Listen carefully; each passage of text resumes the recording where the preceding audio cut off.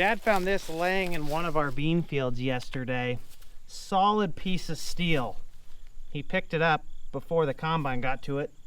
Since he spotted it, we may have gotten lucky. That would have done a number if it could have gotten into the combine. The rock dam on the draper surely would have caught that. Solid metal. Probably a remnant of the old cattle farm. Find a lot of junk from that. Just a good thing that Dad saw this one, unlike the steel rod from a few years ago. Or I guess that was last year. Time flies. I stopped by my grandparents' house first thing to drop something off. Looks like they're getting ready to cut some beans soon. As I said in the last video, there's going to be a lot of combines running by probably next week.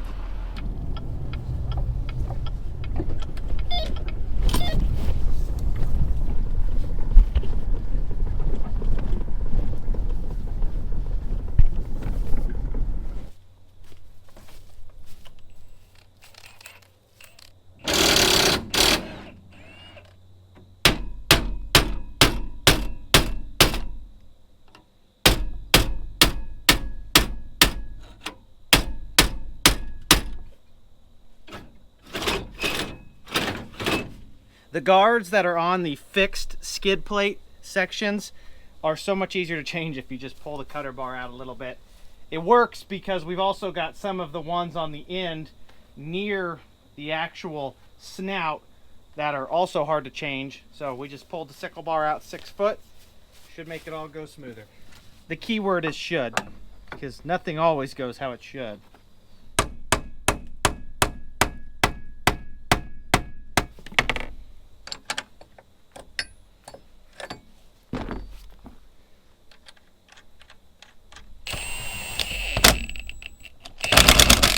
I know there's at least one of you watching this video that is extremely bothered by us running these on with an impact gun, not to mention that this isn't even an impact socket.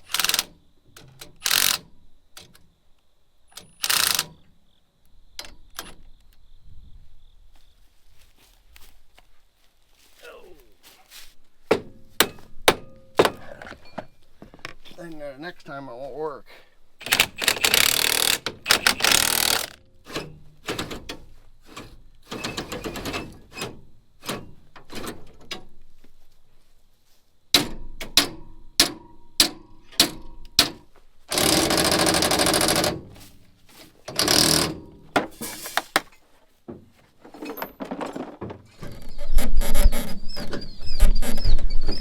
They need to patent this string and sell the idea to John Deere for short people. We're not even that short, it's just terribly designed.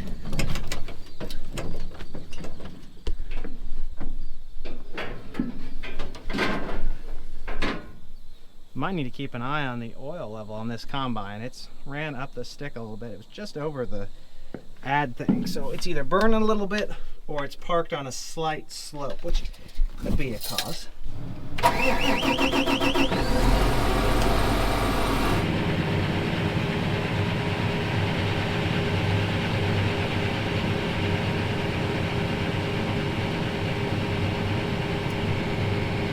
Dad's out here being a one-man show trying to unhook the drapers. He's staring at me, confused.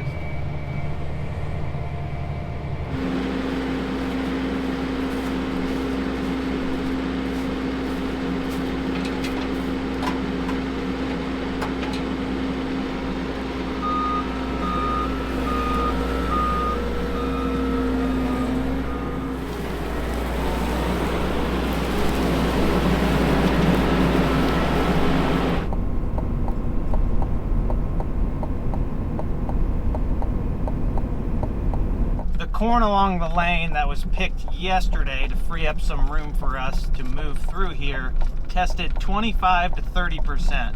I did not check the yield monitor, so I'm not sure what kind of numbers it was throwing. It was probably a mixture of okay and bad, if I had to guess.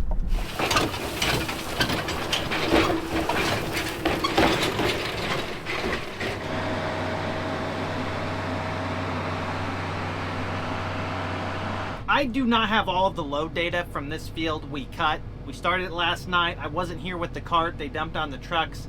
Guesstimating about 69, 70, maybe low 70 bushels per acre. It's going to be really good for this year low-lying black dirt. This field was planted in May, no late rains, ran entirely on whatever this dark soil could provide, which is a lot more than you guys realize.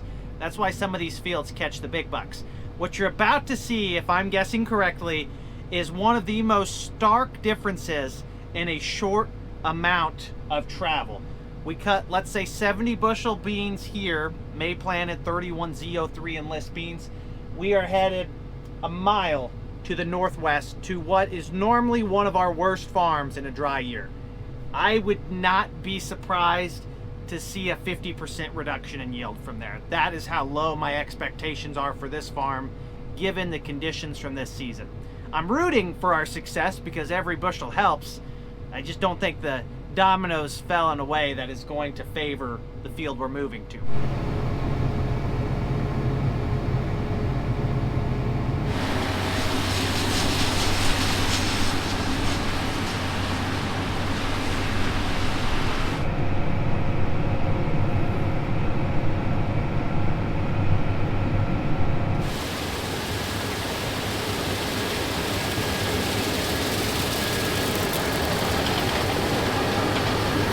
Yeah, I hate to admit my own accuracy on this one. It's bad out here. Really, really, really bad. I probably don't even need to be in the grain cart. This whole 44-acre field may fit on 2 truckloads.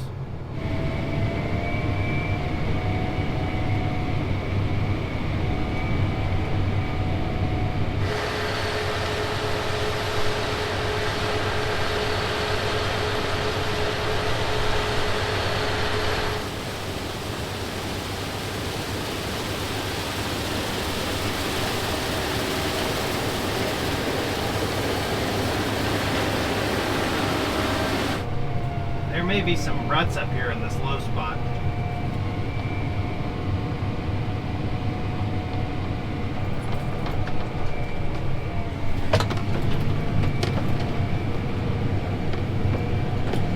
Blame the planter guy. Most of our loss is due to the beans just being tiny. They're not even BBs, they're smaller than BBs. So much of your yield is determined by the size of the bean. That ultimately comes down to late season rains. I'm not trying to beat a dead horse or complain, just commentating that we lost a lot of yield because it didn't rain. It matters because this yield is the difference between making money and losing money. It's the unfortunate reality of working with Mother Nature. Some of these farms, I'm convinced we may need to explore irrigation on them because we've had so many seasons in a row where the lack of timely rain at the end kills us.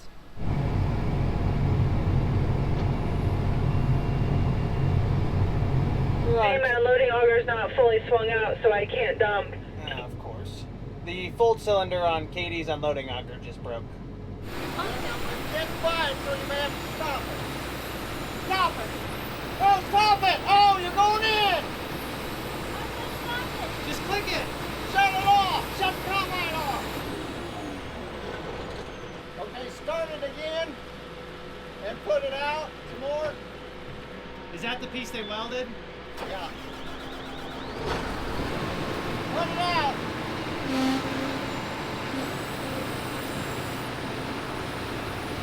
Okay, unload it.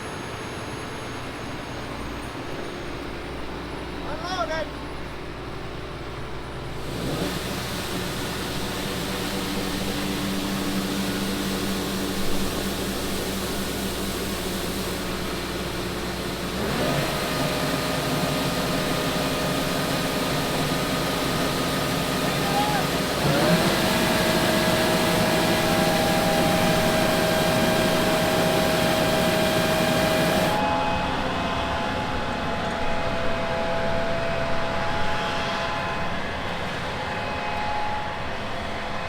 It looks like we are now down to 1 combine for who knows how long. I alluded to this the tail end of the last video. After we were done cutting beans and we switched to corn, we sent the S670 into town to have the chaffer sensors looked at. There was something not right with the calibration. We couldn't fix it on our end, so it went to the shop to be inspected, to fix whatever it was, so we could actually cut a decent sample of beans with the machine. While the combine was at the place of service, there was an incident involving the unloading auger. I can't skip over that now, it's fairly obvious. One of the sections, I think, was completely broken, and they snapped the base plate where the unloading auger attaches to. Despite their efforts to make it right, it very evidently still has a gremlin.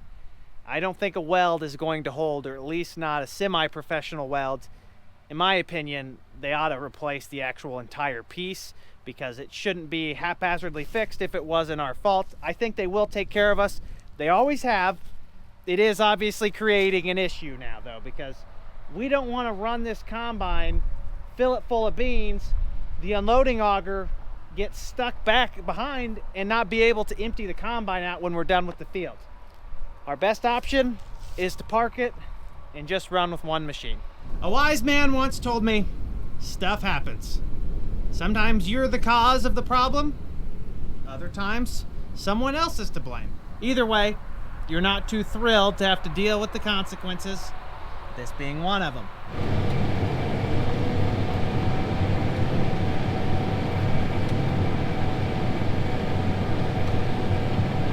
I said pull up and see if it goes in.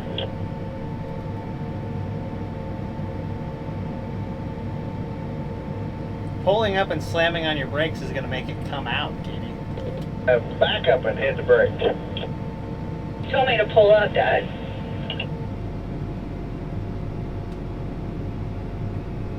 Do that again.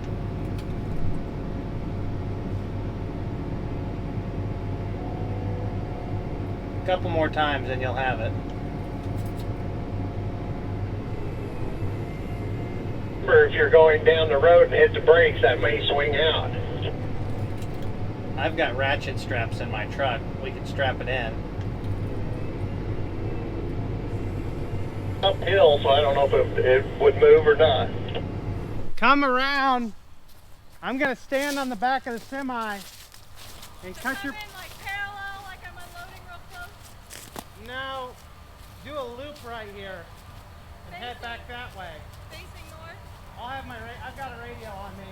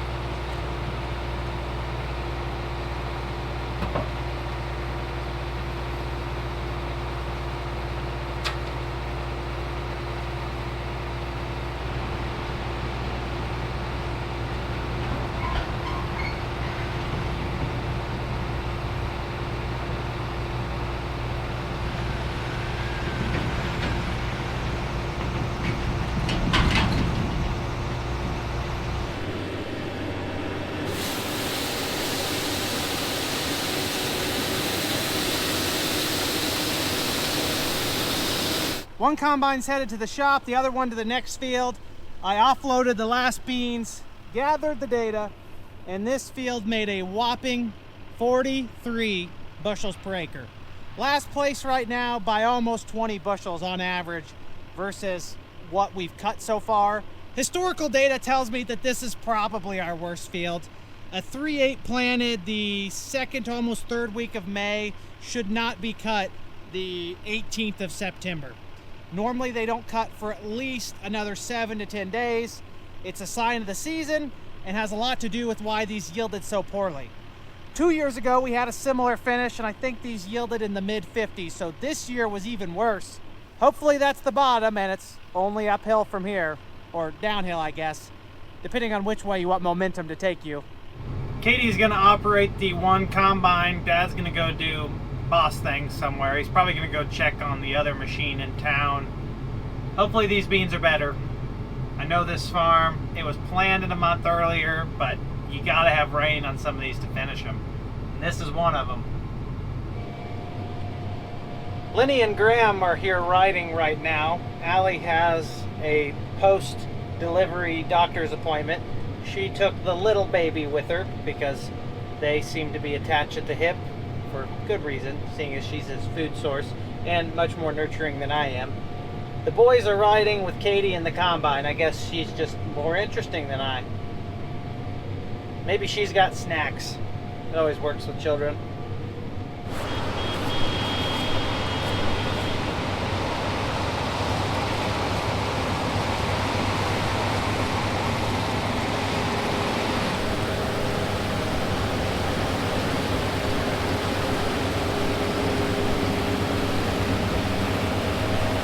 A large part of me was hoping that the previous field was a fluke. Seeing the yield monitor, it's not. Our lighter soils, drought-prone stuff, it's not going to be good this year. This is an April 20th planted 4.0 bean. It should not be ready to cut. These typically don't cut till maybe the first week of October, and we're taking them out over 2 weeks early at 8% moisture right now. They just died. That's the only explanation for what happened out here. This late drought was so severe that the beans ran out of moisture. They don't root very deep, and they died.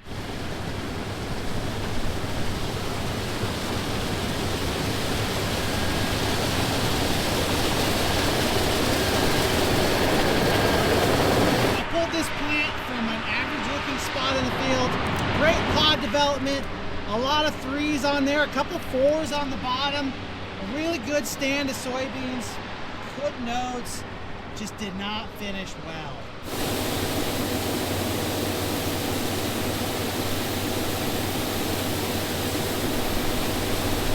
Here's a sample of what is in some of these pods. The camera doesn't do it justice. They look pretty big. They're tiny. Tiny little beans. This pod right here is almost flat. This one, tiny. On a decent year, come harvest, some of these pods look like they're about to pop open. We can't even see how many pods were just killed off the plant and dropped before harvest. Not good. Not good at all. Another trend I'm seeing is the later maturity beans, regardless of planting date, are struggling. I'm guessing that the shorter season beans, like the 3-1s we've cut, are outperforming because that last rain in July was at the initiation of their critical pod fill window. They were able to capitalize on that moisture better than a 4.0 that still had a couple of weeks to go to reach that very important period. In hindsight, it sounds very simple. Why didn't you just plant all 3-1s? It doesn't work that way.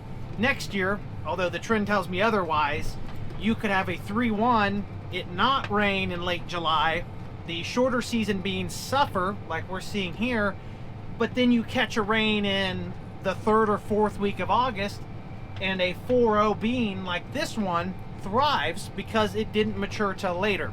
It's all about spreading your risk and your harvest requirements. The harvesting portion isn't exactly planning out because we're cutting a 4.0 3 weeks early. Not good. That's the theme of this video, not good at all. This big green patch was replant.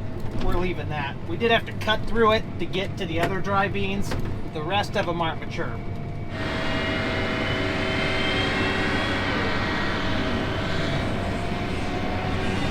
Because of the replant out there, there's some replant in a bottom piece there, and then the actual bigger bottom side next to the creek is black dirt. It's not mature yet. Go figure, it's still alive.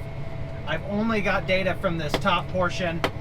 The small amount we harvested is averaging about 49 bushels an acre dry.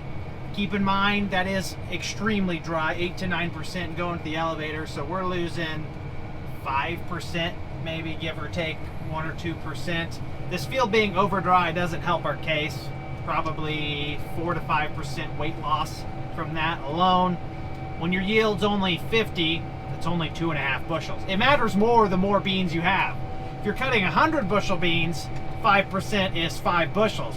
50 bushel beans, 5% is only 2.5 bushels. It all adds up for profitability, it's just not as significant at this point in time.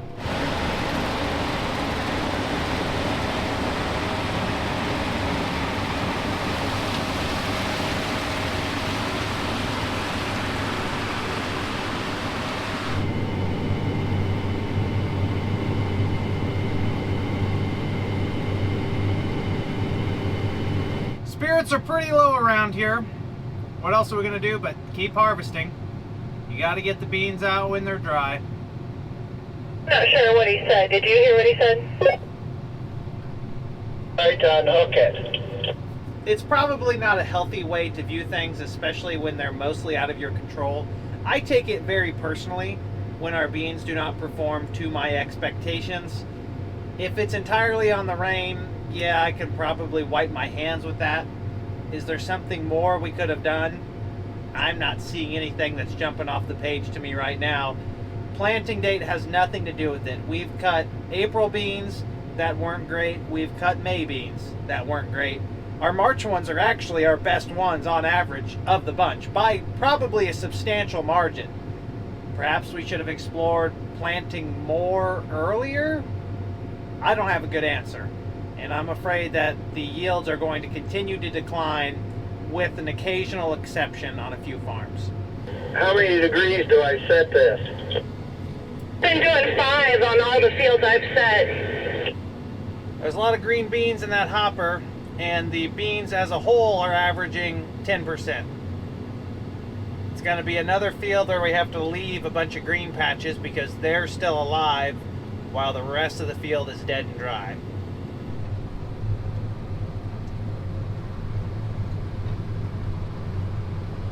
It was just Dad and I left at the field. Everyone else must have gone home. I loaded the last truck. He took it in and offered to let me run the combine. This is the same bean, a Pioneer 40 Z57, planted that 3rd week of April. I want to say the 20th. Same as actually the last farm we just cut. The yield is quite a bit higher if this combine's right. I don't know if it is. Let's say it's making 64. Like every other farm, the high ground is what's killing us. These beans up here where there's not enough natural moisture in the soil, I guess that where water runs off, they're flat out terrible. 49, 48, 52, and they're dry. A 4-0 bean is one of the longest maturities we have ever planted. Typically, they do not cut until maybe the beginning of October. We're out here on the 18th of September cutting these. I've said that a million times. I apologize. It's just frustrating. Get a little bit lower in the farm, more organic matter, better topography, the yield climbs. It's not phenomenal. 74 bushel beans there, 70 to 65. Way better than the other spots.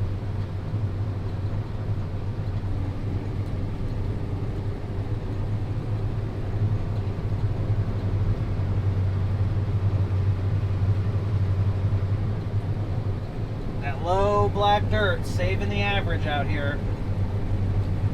Without this spot in the farm, these would probably be another upper 50 bushel field of beans.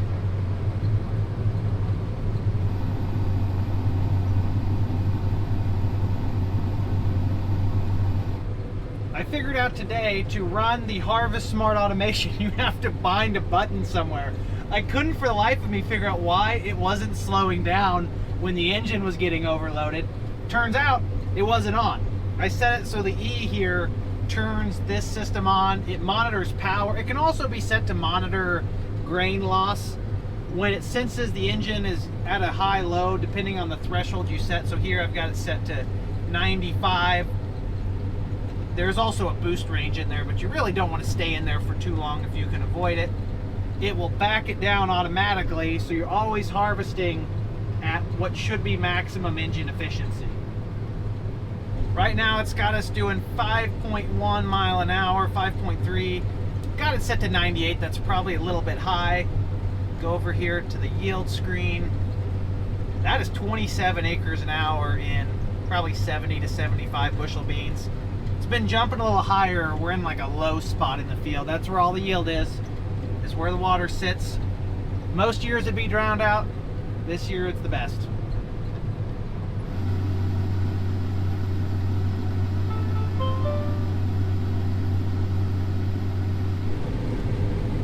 Dad's back.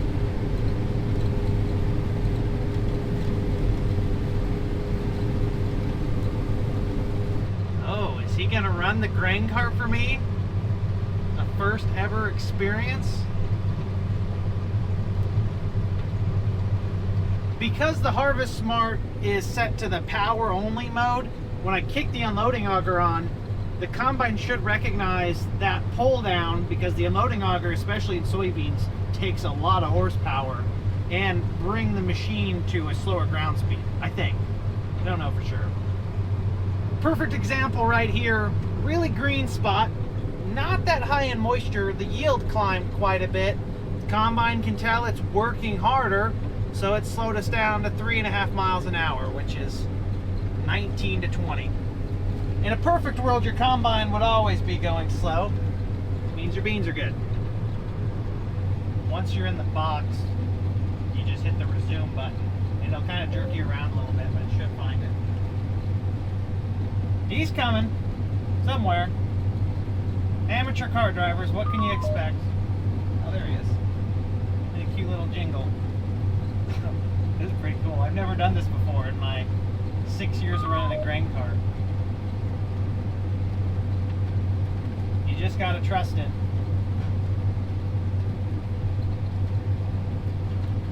I have to get really close to you when I unload.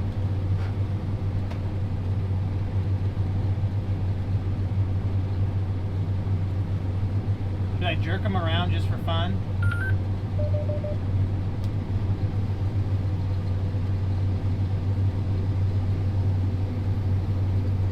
Okay. We're unloading. Can't hardly see because of the dust. And then they said it's backwards. If you want them to move, you bump them forward. It's not the cart. Okay. Now here's what he does to me sometimes. I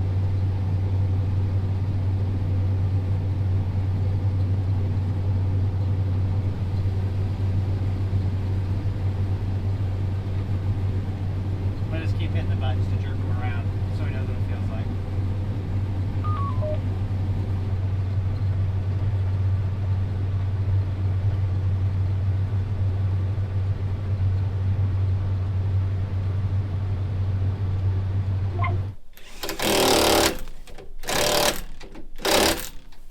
Do we need to run this till it gets to the right height?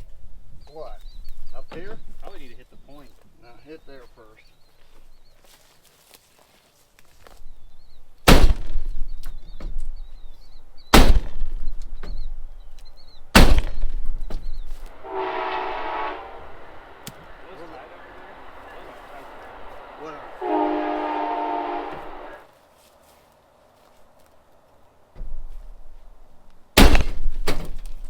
Let's get it together and then do it.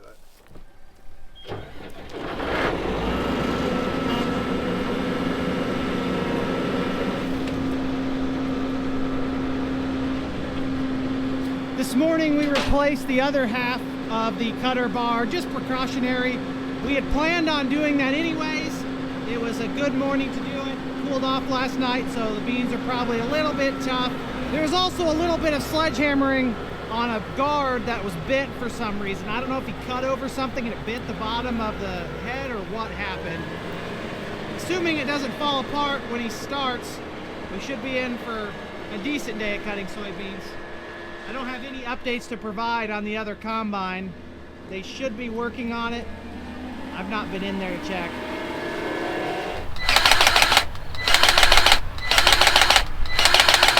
For whatever reason, our 2 loads we sent this morning from last night to the elevator got docked quite a bit for green beans. The ones in the cart right now look tremendous. Maybe from sitting overnight they lost their green. We've never been docked at TGM and Neoka before for that.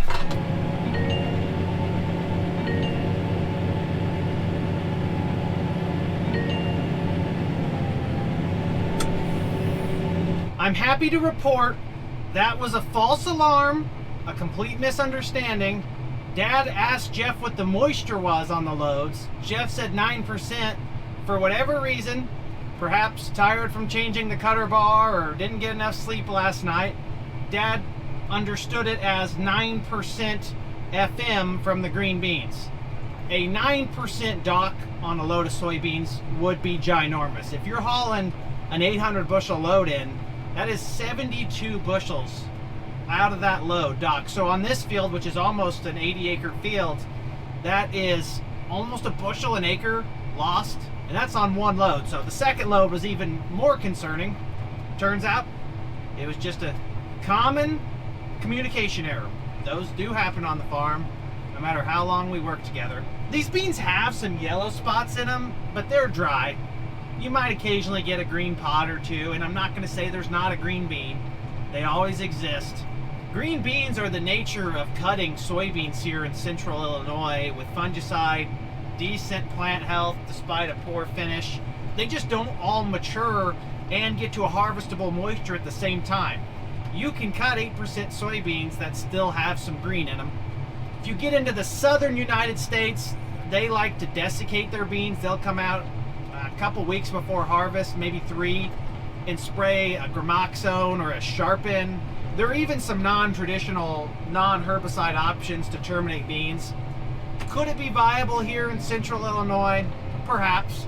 I've never heard of anyone doing it. I'm not a fan of adding more herbicides to our fields, believe it or not.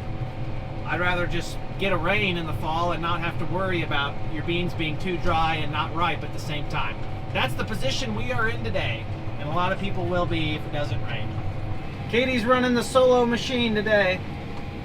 Dad's out scouting fields. There is a possibility this field may be our last one ready to harvest for a few days.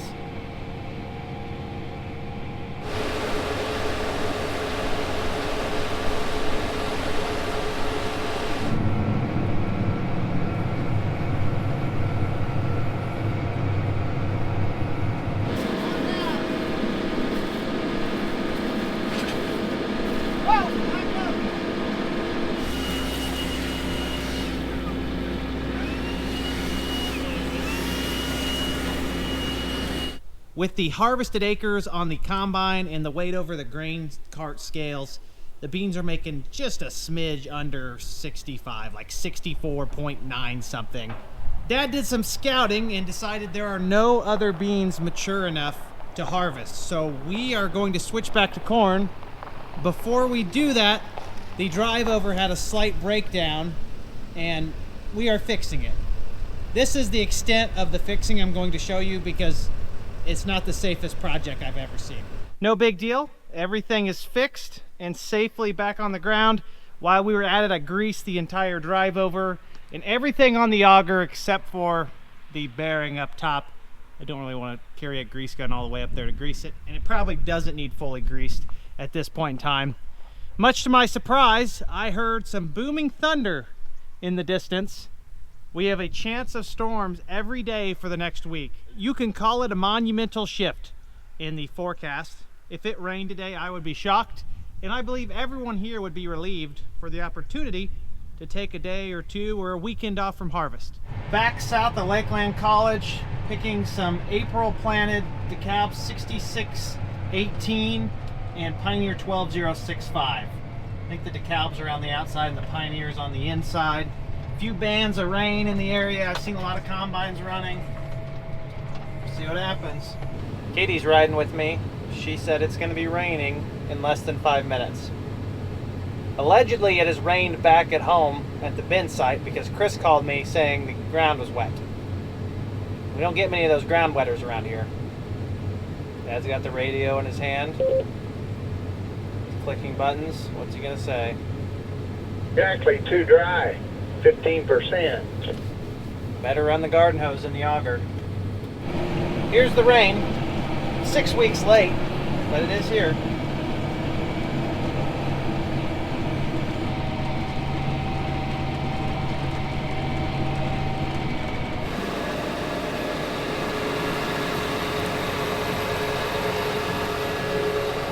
It's raining.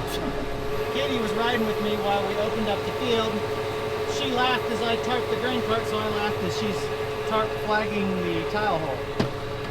Just enough to make the top tacky. I'm guessing without any more rain, we could pick in another 30 minutes if it stops.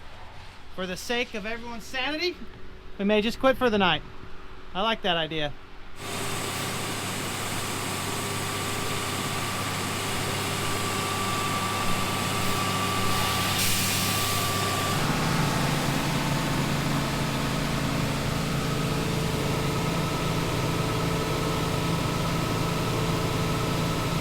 The sticky weather remains this morning, thunderstorms in the area. As is tradition, I'm behind on my video editing.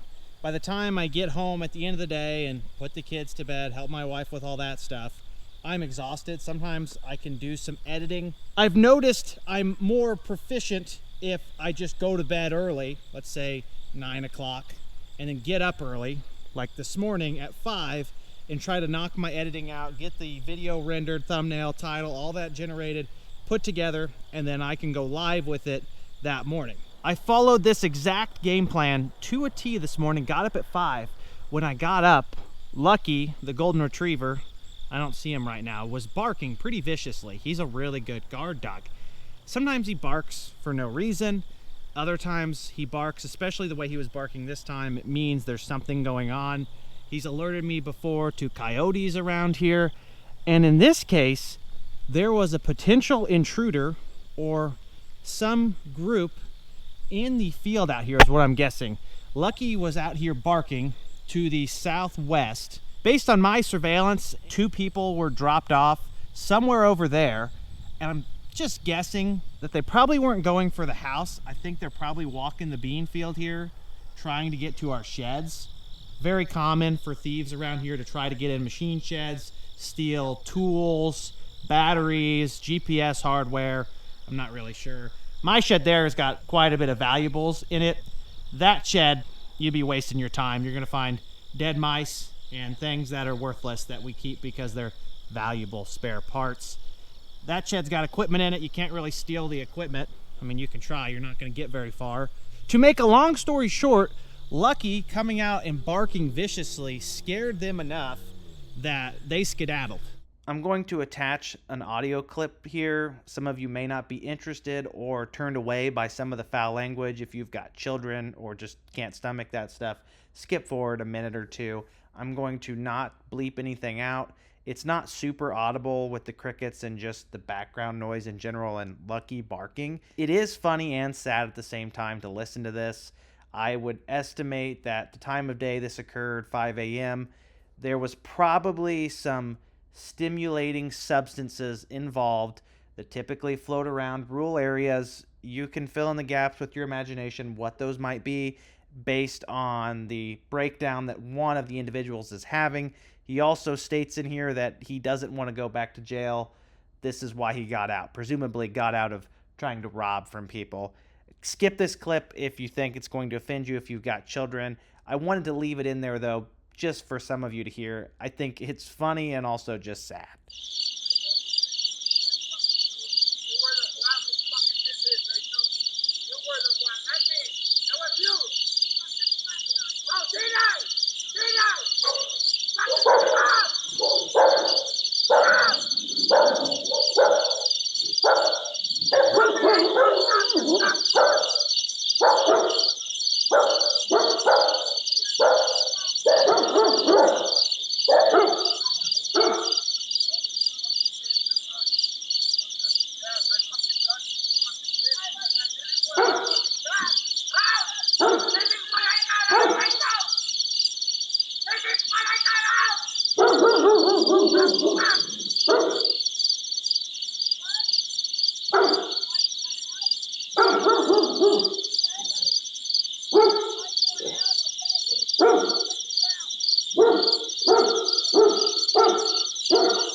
I'm not trying to sound like a tough guy when I say this, because I'm really not.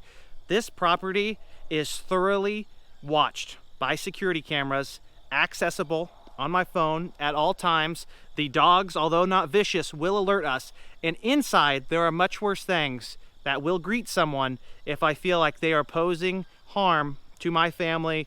The dogs, I mean, you gotta be careful legally with defending your dogs from people, but let it be known that if someone is on this property, and I'm not speaking really to any of you, just in general, 1, thievery's not all right. 2, I've got small children in the house. And 3, I will protect them by any means necessary. And I was prepared to do so. I would have been asleep, but I got up to edit. That's the ironic part. I just happened this morning to get up at 5 to edit, and Lucky was barking. I listened to the audio. I don't know if I should share it or not. They were very clearly disturbed.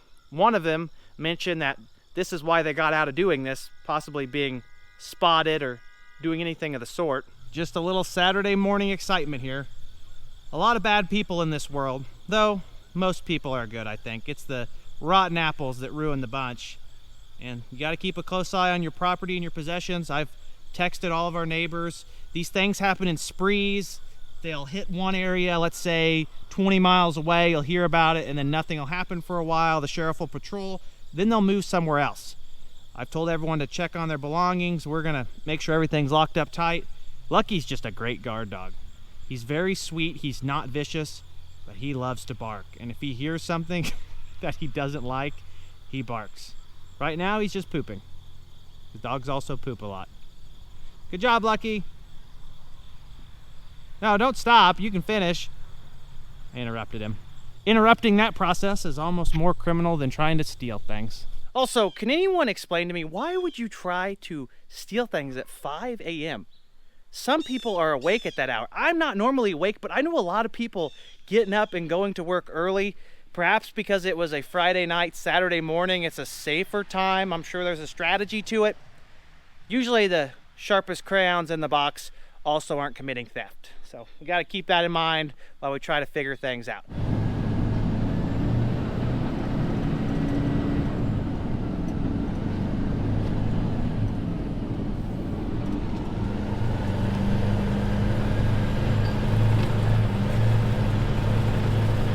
Back at the field this morning after our brief excitement. Everything's untarped. We had 3/10 of an inch of rain here. By probably noon, this will be dusty again. It's going to be 2 semis today for the first couple of hours. The third truck is at the welding shop. The exhaust bracket broke off again that Dad welded a couple weeks ago. Obviously, his job wasn't effective and he wasn't going to warranty it. So we took it to a professional. He's going to check the combine over, fire it up. We'll be shelling some corn here. If you were wondering, yes, the shoe is still here. Yesterday, I wasn't paying attention and ran it over on accident. This rain is the equivalent of a Band-Aid on a bullet wound. Yes, it settled the dust a little bit. Yes, it got us an afternoon off. If we're being completely transparent, I think we could have started harvesting again yesterday. Everyone was just ready for a break. There are areas that are still really dry. This will be dry by this afternoon at the latest. I've seen some field fires around. There was one up in Champaign County. The risk is still extremely high, so we have to be careful. Our operation has been trying to blow combines off, do anything to reduce fire risk, not burn trash at home, all these things that, although seem trivial, add up pretty quick. I had an epiphany on the way over in the semi-truck. Perhaps these intruders weren't at our property trying to steal my large dollar figure amount of Milwaukee tools. Maybe they had a bunch of DeWalt tools that they just couldn't get rid of no matter how they tried, so they were trespassing into our property, onto our sheds, to dump all of these extra DeWalt tools. Might make sense. Take that one lightly. It's just an innocent joke. All the power tools are good.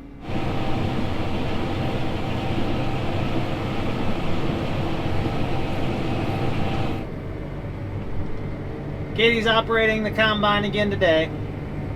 Old me, stuck in the grain cart. Look across the rows out there in this 12065 Pioneer. I think we had wind damage here as well. snapped off. Jeez. I'm a big fan of Pioneer, but it sure did not handle the wind this year. All of this April stuff was growing so quickly when that super strong wind came across, it was not friendly. To be fair, the decal on the farm that made 240 also had wind damage. It just seemed to handle the punch a little bit better. There's spots out here that are real twisted up. You lose a lot of yield when a quarter of your stand is gone. Probably more like 15% actually.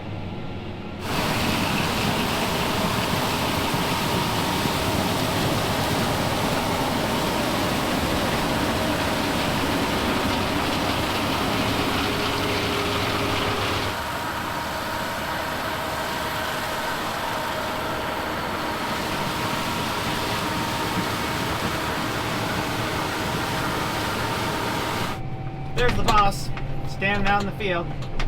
He's been trucking.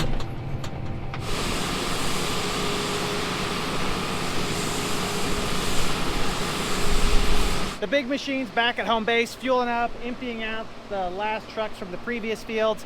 According to my scales, it made right at 221 dry. There are 2 more April planted fields of corn that we might try to go ahead and pick, especially because we're still waiting on the second combine back. Dad's expecting it probably 2 days from now. No, today's Saturday. Probably Tuesday, I think. When you have to replace the actual base section or the elbow of the unloading auger, that's a pretty major job. They should have done that from the start, but in the sake of getting our combine back and operational, they just welded it. From my understanding, according to Dad, the intent was always to replace it, but they wanted to prioritize getting our machine back and then we could fix it after the season is over, which is fair. Our little gas guzzler here. That nice, great smelling pink gas. Harvest operations are moved north. Looks like someone got rained out cutting beans yesterday. They're probably ready now. Dad's up here with a full hopper.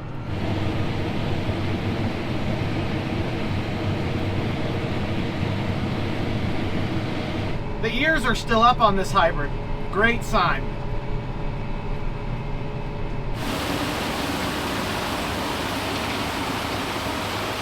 I've got 30 seconds to myself because we're picking the ends off. This is right where I came off into the long rows from the end. If you've got a good stand of corn that looks like this, you're gonna have some big bushels. It is a good thing we have all 3 trucks manned right now. They're gonna be putting some rubber on the pavement. The bin we're working on is almost full, so we will have to shut down here in probably 5 minutes or so to go move the auger. Normally this field would go to the north to commercial storage at Tate & Lyle or Premium at Coal Station. The elevator had a fire. I mentioned it when we cut some soybeans around here. Instead of hauling it all the way down to Neoga, we're just putting it in our bins. It's a pretty easy haul, so we'll make it work.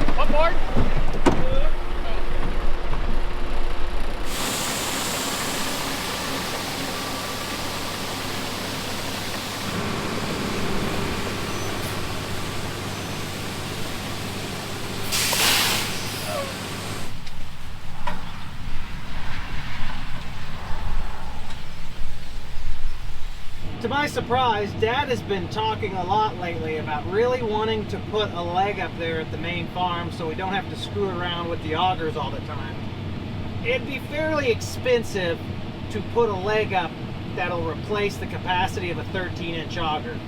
At max speed, I believe those augers are rated for 10,000 bushels an hour. If you added a pit with the leg, I think it would get you where you need, because you'd have kind of a backlog so that you don't always have to constantly be dumping to maximize efficiency. We wouldn't have to mess with that drive over pit that always seems to be an issue. My question for you all is, does it make sense to even put a leg up if you're not going to put a dryer up? I've seen some pretty consistent data, much to my initial opinion. Phantom yield loss does exist. It depends on the year in the hybrid. Pioneer had a study where the average yield loss between whatever, dry and wet, or harvesting at 2 different times, it could be 25 to 15 or 19 to 17, averaged out to 9 bushels an acre. I've not run the numbers on what a drying system and a leg would cost. I'm sure they're not cheap. That would add up real fast on our farm if you could gain 10 plus bushels an acre every acre for the lifetime of the drying system. And we could start picking corn in September, not have to worry about dry down or stock quality. Our stock quality is great though. Wherever it didn't blow down from that June wind, everything else is standing fine.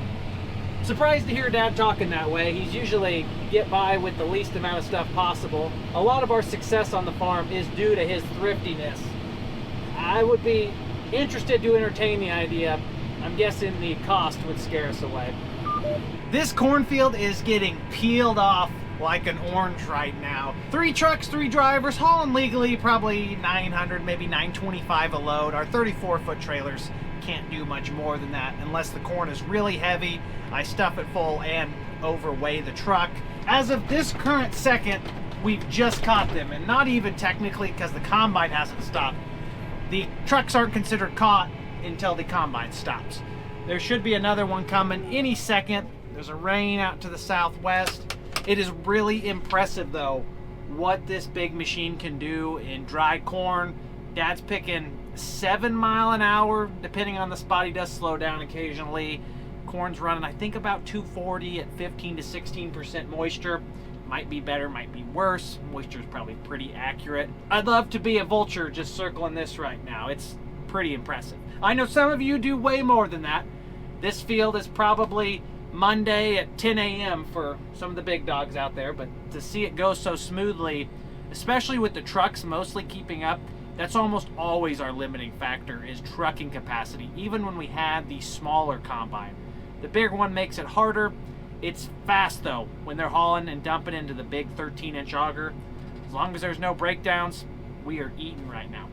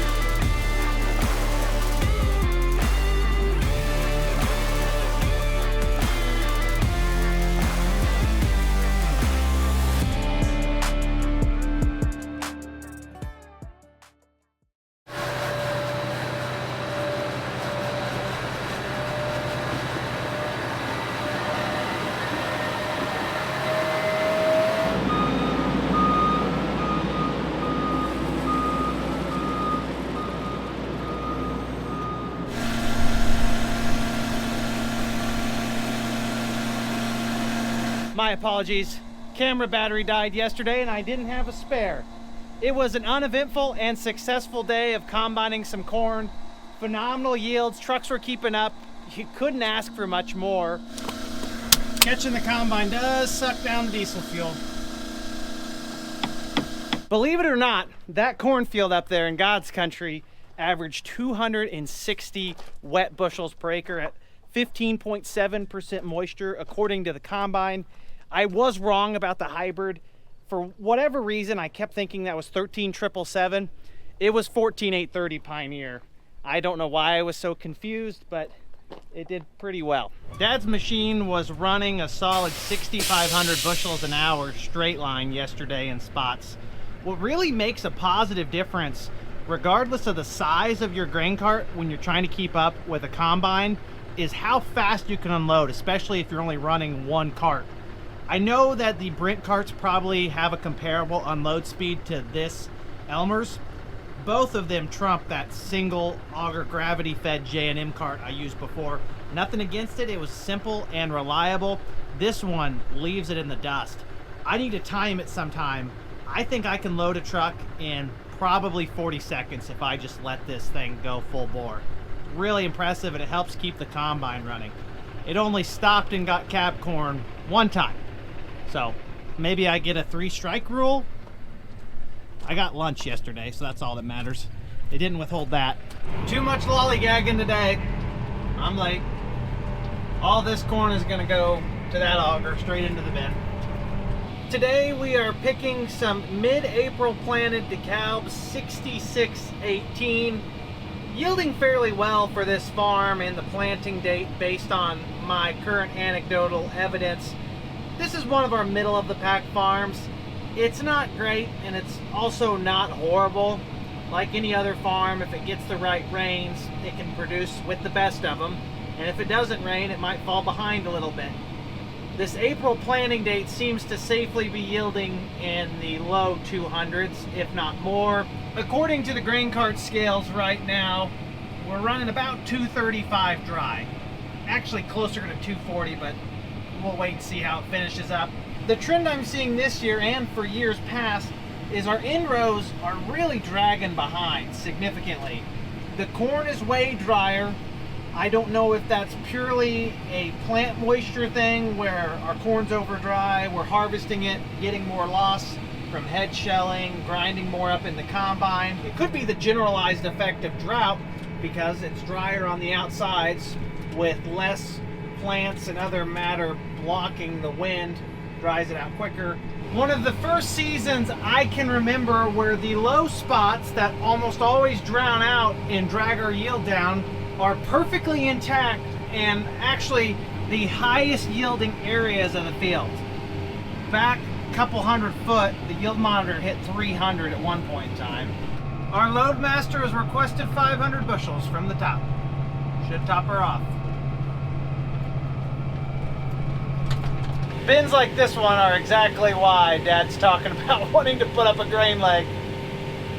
Gotta stuff them full while you're here. Then they just shrink down a ring because the grain gets smaller as it dries.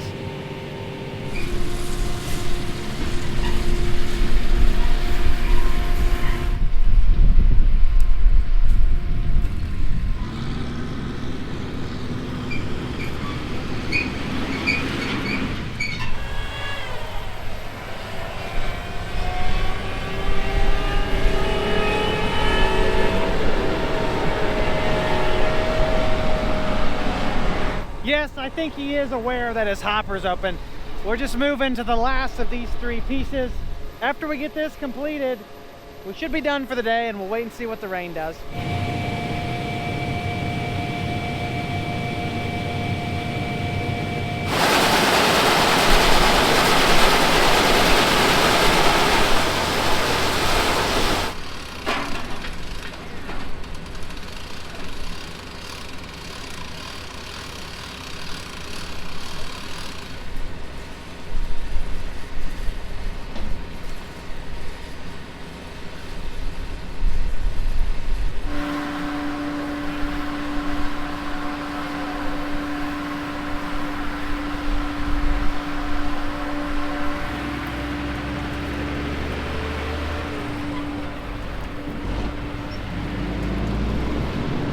I'm pleasantly surprised with the numbers off of this field. The DeKalb 6618 went 237 dry.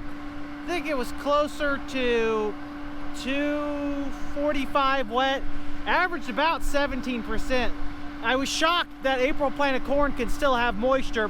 What I'm seeing this year is the April planted corn, and really the May for that matter, where it still is alive and not dead from the drought stress. It's yielding fairly well, particularly on our low-lying, dark, productive soils. I've already said that a million times, where the water stayed and the water funneled down when it did rain, we have really good crops, both corn and beans. The rest, dragging yields down a little bit. Rain coming from the west. I'm praying that we get a little bit so we can spend time with the family. We are moving back in home to put everything away for the night. Tonight may be do or die for these double crop beans and rain. They're starting to turn slightly. If they don't get at least an inch on them, they'll be lucky to make 20, I think. It may even be too late for that, unfortunately. I heard the wheat was really good, 115 to 120. It doesn't pencil as well once your beans don't put on much of a crop.